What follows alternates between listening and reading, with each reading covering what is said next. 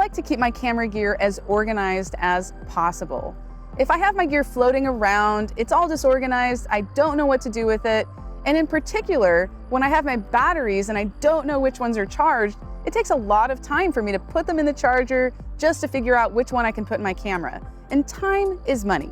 So the more time that I can spend taking pictures, the more I'm happy and the more my clients are happy. So what I like to do is I like to keep my batteries organized by putting the ones that need to be charged upside down. That way, when my camera battery is dying, I'm in the middle of a shoot and I quickly need to change that battery, all I have to do is grab the battery I know is charged and stick it in my camera. This saves me a lot of time and it kind of gets rid of that headache of trying to do things right on the spot.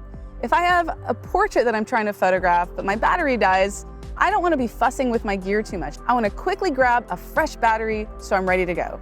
So when I have my batteries nice and organized, it just saves me that headache of wasting time. That way I can get to finishing my photo shoot even faster.